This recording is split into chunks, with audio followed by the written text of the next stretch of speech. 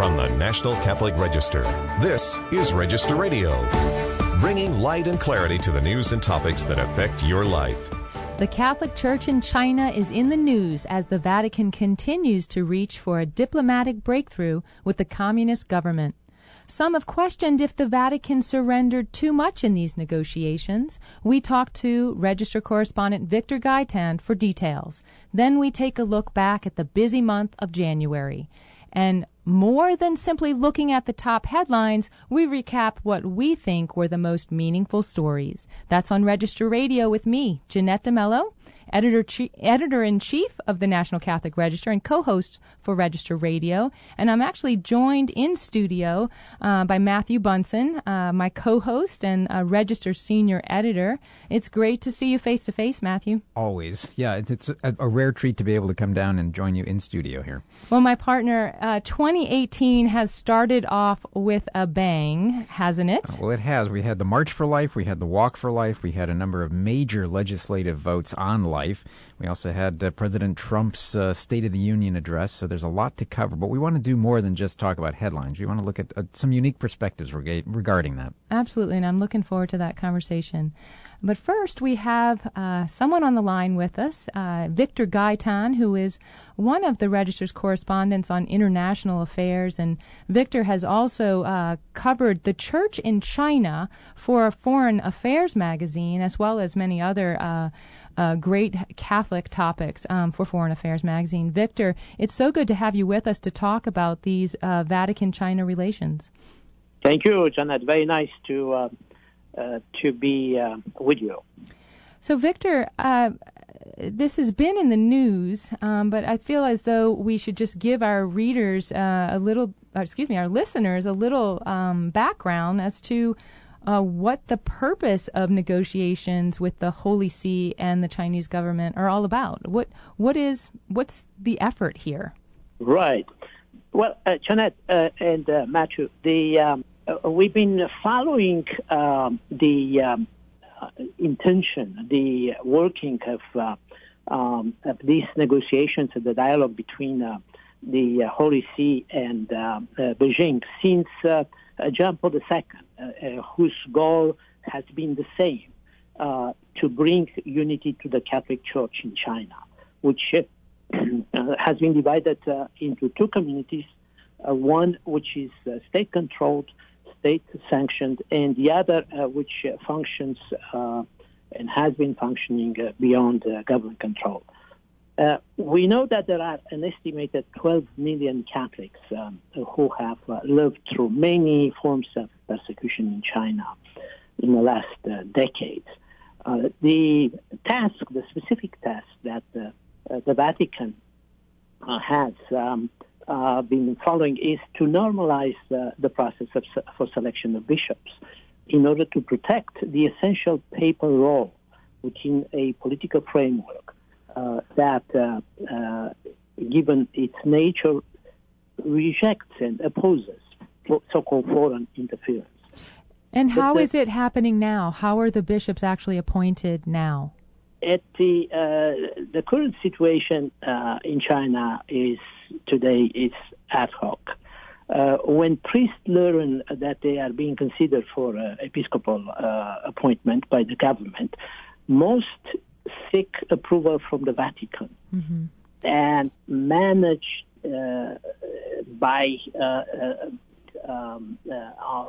following such unwritten procedure to get joint approval. There are approximately 110 bishops in China today. About 70 are jointly approved by Rome and Beijing, and some 30 are solely endorsed by the Holy See. Only 6 bishops are state-appointed bishops, whose status is now reviewed and under negotiation by the Vatican. But what Rome is looking, what the Holy See is looking, is at reconciliation between Beijing and the Holy See. And this has been a priority for Pope Francis from the beginning of his pontificate. In fact, what he is doing, Pope Francis, he is building on the progress which was made under Pope Emeritus Benedict XVI. Well, Victor, what exactly did that progress entail with Pope Benedict? If we can talk of progress, that's a good point. We would like to talk then to people who go to China regularly. And I happen to have been able to talk to such people, and this includes the newly appointed Bishop of Hong Kong, whom I was able to interview last November in Hong Kong, Bishop Michael Yu Ming, who was appointed by Pope Francis last year, as well as Cardinal Tong. There is one other cardinal in Hong Kong that we hear less about, and priests and religious men and women who go to China regularly from Hong Kong, from Taiwan and other places. It is very interesting to listen to their accounting of the relationship that is built between regular people, Christian Catholics, in Chinese priests who are not distinguished in China between underground or officially sanctioned priests. It is the bishops that are in question. So let me repeat back what I'm hearing you saying, and of course I've loved the reports that you've been able to give us from actually visiting with people and speaking to people there. It sounds like that trip was really amazing. And but what I'm hearing is that they do not really identify themselves as, let's say, underground Catholics or government Catholics. Right. There is one church in China, I am told, repeatedly by such people. It is the community, the Catholic community, which is one part is sanctioned by the government. It is controlled by the government at the level of bishops. And then there is the other community which does not recognize the government. But there is one Catholic church. Mm-hmm. Matthew, would you mind recapping for us, like, what happened this week? Why was it in the news? Why were there tensions, at least seeming to be tensions over these relations? Yeah, and Victor can jump in because I know this is something he covers very closely. But at the heart of it is a deep worry on the part of some regarding China. In particular, the Bishop Emeritus of Hong Kong, Cardinal Zen, who has expressed his concern regarding these negotiations for a while now, especially the Secretary of State. Mm-hmm. And he apparently met directly with Pope Francis and asked him about these negotiations. And what's interesting is that they raised the name Joseph Mindszenty. Now, that's a name that a lot of our listeners may not be familiar with, but that was a Hungarian cardinal who faced persecution and actually had to live in the U.S. Embassy in Hungary for a number of years. And I think there's worry about a similar situation developing in China. And so Cardinal Zen was surprised regarding Pope Francis's response, and it prompted the Vatican to issue a very strong statement that Pope Francis is aware of what's going on. That's right. Greg Burke, the Vatican spokesperson, did issue that statement and said, no, he knows full well what's going on. Victor, what do you make of this controversy that has emerged this week in the news? The interesting part regarding the opposition, the strong statements made by Cardinal Zen, is that it's not new. This is not a new terrain for the Holy See. Mm-hmm. In their communication dealings with the communist countries during the Cold War, for instance, anywhere from Poland to Hungary to Czechoslovakia to Cuba to Romania, and more recently with Vietnam. It's not new terrain. We can think of the way I took the Holy Father's remark regarding Cardinal Joseph Mindszenty is that, and then we can extend that to the Ukrainian primate Joseph Slipy and the Czech Archbishop Joseph Beran, is that the Church has not suppressed their views. But today, and since the time they were pulled out from from the respective communist countries. They have today celebrated, yet they have, for the purpose of negotiation with the then communist countries, that there was that sacrifice that was made, the compromise that was necessary in view of the Holy See in order to bring about the protection of the Catholic Church as an institution and the faithful in those countries. Now, Victor, we only have a minute left, but I want to know, where do you see it going from here? From what we know, there are, again, I see absolutely that same approach that was applied in Hungary, in Czechoslovakia, even in Cuba during the John Paul II's pontificate, that on one hand, the Holy See is making some concessions and demanding that a senior bishop who is perceived as a controversial figure by the government, that bishop step down and be replaced with an auxiliary, which is approved by both Beijing and the Holy See, that this is the pattern. This is the pattern that is followed. Victor Gaetan, our senior correspondent at the Register, who covers foreign affairs for us and also writes for Foreign Affairs magazine. Victor, thanks so much for being with us today. We're very grateful for your reporting. Thank you, Jeanette and Matthew. When we come back, Matthew and I will discuss all the headlines in what is already a busy 2018, as well as the stories not to miss. You know the ones that don't get enough attention, the ones worth reading. This is Register Radio, on EWTN Radio.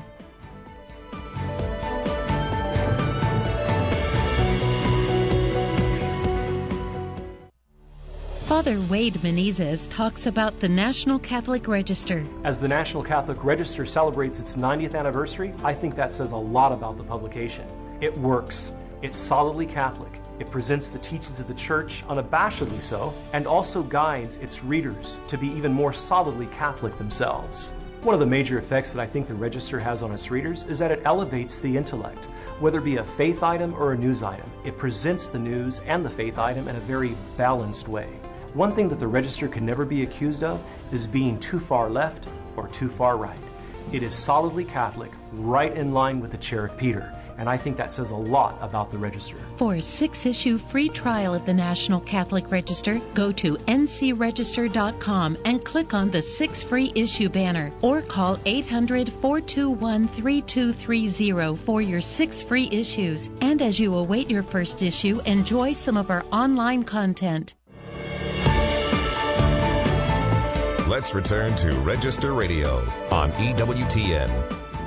Welcome back to Register Radio. I'm Jeanette DeMelo, Editor-in-Chief of the National Catholic Register, and I'm here in studio in Birmingham with Matthew Bunson, my co-host. Matthew, it's of course good to have you in the room here with me, and we're taking this opportunity, since we're together, to actually talk about what we've been doing the last month. Very busy first month of 2018. It has. We right at the top of the show, we listed just a couple of stories. We had the March for Life. We had Donald Trump's first State of the Union speech. We had a couple of votes on life, including the partial birth abortion ban. We'll get more into that. Right. But what's interesting is, and I have a question for you, actually, as editor-in-chief. I never have a chance to interview you. So I'm on the spot. We may start a trend here. But when you're looking at a huge news cycle like this, as a team, but especially as our team leader, how do you begin the process of deciding, okay, let's focus on this and this and this? Well, one of the things we always think about, and you know this because we meet every day virtually as a team, because our team's spread all over the country. But as we bring forward the news of the day, we always have to ask the question, is there anything that we can add to that story from a Catholic perspective? Mm-hmm. If it's already being covered and there's not that much that we can add to it, we'll pick up the story from our partners, Catholic News Agency, right? But we always have to figure out what's the unique angle that we can cover. So that's the very first thing I look for. I love covering this kind of stuff. It's the news. It's sort of our bread and butter. But honestly, my favorite thing is to highlight people being church, right? I mean, people right. who are on the path to eternity, I like to say, people who are just choosing to do good, or sometimes people choosing to do things that shouldn't be done, that we need to highlight because it shows the truth of our journey towards eternity. And so that's my favorite kind of thing to cover, are sort of the good news stories and the stories that no one else has. But first, we're talking about news, at least on this show. And I wanted to turn to you because the news of this week has been important already. You covered Donald Trump's State of the Union, his first State of the Union address, which many commentators said was surprisingly positive in tone, and across the aisle they seemed to agree that it was positive. Of course, there were certain key points where his rhetoric slipped right back into the same kind of rhetoric it has been all year. But what were your highlights? What were the highlights for you? Yeah, it was clear that politically the president recognizes two things. The first is that this is going to be a complicated year, that he needs the assistance, the cooperation from the Democrats in order to get a lot of things passed, most notably his immigration bill, right. An authentic kind of real immigration reform. The other, though, is that he has an economy that's taking off. By That's right. every barometer that we have, the economy is doing much better than it has been. And he went to some pains last night to frame that as one of the central arguments for the midterm elections. But it also gave him a certain amount of political high ground in how he's going to deal with the Democrats. And I think that's something that the Democrats are going to have to deal with from their standpoint as a caucus, because they themselves are very divided. We saw that last night with 4 different responses to the president's speech. We had the official one from Joe Kennedy III, but then we had an unofficial one from Maxine Waters that appeared on BET. We had Bernie Sanders sort of piping in from the socialist side, and then we had a recently elected Virginia delegate who offered the Spanish language response. So what's going on with all this? What it means is that Charles Schumer, who's a minority leader, has a more complicated job than many of us think he does. Right. Because the Senate is like herding cats, as they famously say, to begin with, but trying to pull all of this together. However, and this is for Trump a real complication going forward too, all of those disparate groups are united behind one thing. They really dislike him. Sure. Right. Well, you also see a lack of unity on the Republican side, especially on this issue of immigration. So how did immigration fare this week? Because it wasn't the only thing this week that came out on immigration. Well, this week we have a real push regarding DACA. The president seems willing to negotiate. He laid out 4 key points, but the problem with the 4 points is that at least 3 of them are dead on arrival as far as a lot of the Democrats are concerned. That includes the wall, that includes chain migration, and, of course, the visa lottery. So within the Republican caucus, there's a lot of opposition to at least 1 or 2 of those. And among the Democrats, there's opposition to 3 of those. Immigration is not an easy topic right now. Our staff, our readers, our listeners have many different views on this immigration problem. It's extremely complex. I feel as though it seems like people talk about it as if it's new, but I remember more than 10 years ago when I was working at the Archdiocese of Denver, this being a central part of that year in 2006 it was. I mean, it was just a huge push, and there was a push for, these certain legislative pieces that just never went anywhere. So what we're seeing here, I guess I just want to remind people, it is not new. I mean, we are not in a new situation on immigration. Well, and you can even go back to the 1980s, a very controversial decision on the part of the Reagan administration to grant amnesty to a lot of immigrants who were living and working in the United States. And to this day, there are people in California who swear that that's why California turned so deep blue politically. But you also have a lot of Republicans who to this day also feel it was the right thing to do. Reagan had the best intentions of it. But it's a conversation, as you say, that's a long-standing one. Sure. I mean, you're living in the Beltway. You live in D.C. I mean, is there any real idea of where this is heading on immigration? I think there's going to be a lot of haggling. We have already seen that the Democrats were willing to shut down the government over this DACA issue. They immediately, I think, regretted that, again, politically, and you always have to look at things from the political standpoint. The key here, I think, is that we're in an election year. We are in a midterm coming up in November. And I think there's a lot of calibrating. I think there's a lot of studying right now as to what they can get away with and what kind of a deal they can actually organize. It won't enrage or isolate their bases. All right. I really want to get into that good news, the kind of news I love to talk about. But, of course, we still have a few more highlights from this past month. And one is the Senate vote on the 20-week abortion ban. This failed on January 29th. What happened? Well, as happens in the U.S. Senate, you have to clear a series of procedural votes.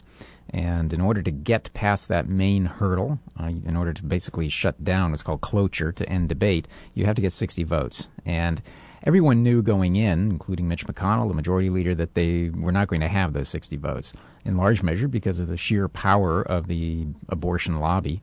What is tragic about this is how many Catholic senators voted essentially to uphold a partial birth abortion. Yeah, it's amazing. Including, we have to note, someone who came very close to becoming Vice President of the United States, and that's Tim Kaine, Senator from Virginia.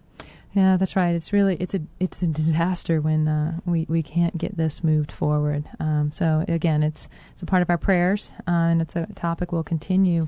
The vote, though, comes just days after the March for Life. That's true. Which was an immense experience for anyone who's ever been to it. And I encourage everyone who's listening to this, if you haven't been to the March for Life, make a point to come to this one or the one on the West Coast, or the Walk for Life. That's right. It's been many years since I've actually been to the Walk for Life in D.C. I've never been on to the West Coast one, but that was just last weekend. And we had some great coverage about that, people on the ground at the Walk for Life. And one of my favorite stories covering the marches that happened all over the country, because we really tried to give a little attention to marches everywhere, was an interview done with Karen Gaffney. Elizabeth Deffner, one of our reporters out in Orange County, interviewed Karen Gaffney, who is a woman who has Down syndrome. But she's just amazing. She's swam the English Channel. She has an honorary doctorate, and she goes around the country talking to people about the dignity of life, especially the dignity of people who have challenges like Down syndrome, or blessings like Down syndrome, I should say. What about your favorite stories of this last month? Well, probably my absolute favorite story for this last month, and this tells you everything you need to know about me, was from Kevin Knight, who, of course, is one of our editors. It basically asks a question, how do you count a crowd size? And he looked at different ways that you can estimate crowd sizes, because there's always this back and forth, especially in Washington, D.C., is how big the crowd was for anything. And, of course, the organizers always say, we had 1 million people. And the Park Service used to give us a fairly good estimate, but everyone complained that was now too political. So we don't really know how to estimate crowd sizes, right, at least scientifically. And Kevin looked at a series of questions about what you need to do to try to guesstimate, especially because the media tends to increase the size of groups that it likes and decrease the size of groups that it doesn't like.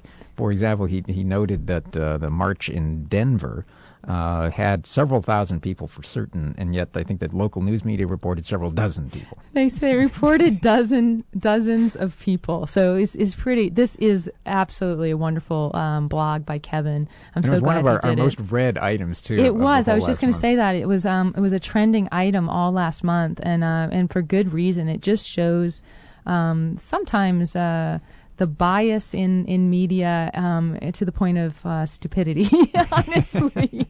So I excellent choice. The other one that caught my eye definitely, and I know is trending, is an interview with Elvis Gerbach, who just it's more than just fun to say his name. He was a quarterback in the National Football League. Actually was on the San Francisco 49ers in 1994, so he was on the team that won the Super Bowl. Of course, Joe Montana, the legendary. No, I think it was actually Steve Young was the quarterback for the 49ers for that one. But he was also in the Pro Bowl in 2001 with the Kansas City Chiefs, and actually played in a couple of playoff games with them. He has found God, and it's a great interview, especially asking him about what it's like to be a pro athlete.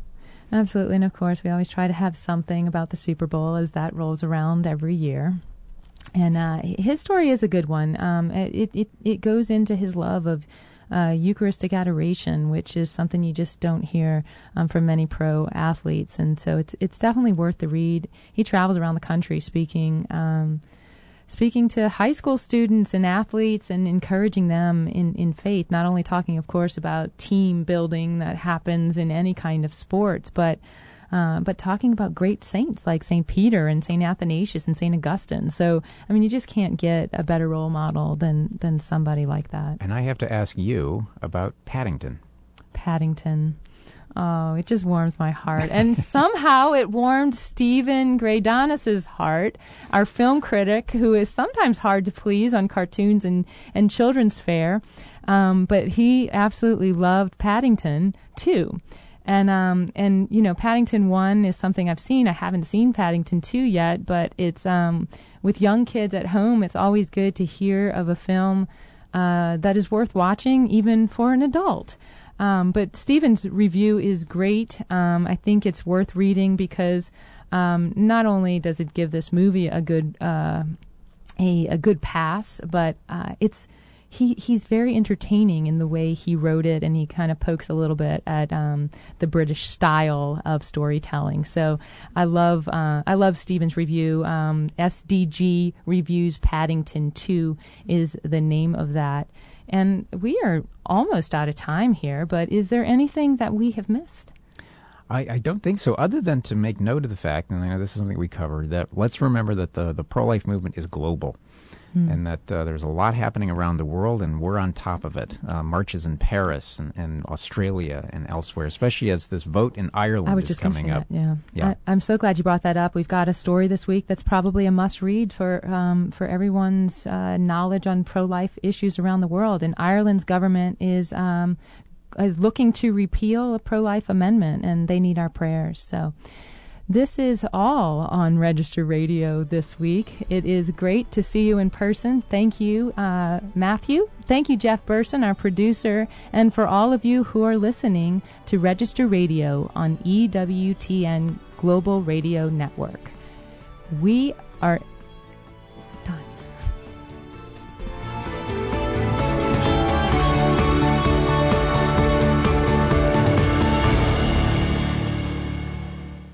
The National Catholic Register is America's most complete Catholic news source, with a comprehensive view of the world from a distinctly Catholic perspective. If it's shaping the world as we know it, you'll find it at ncregister.com.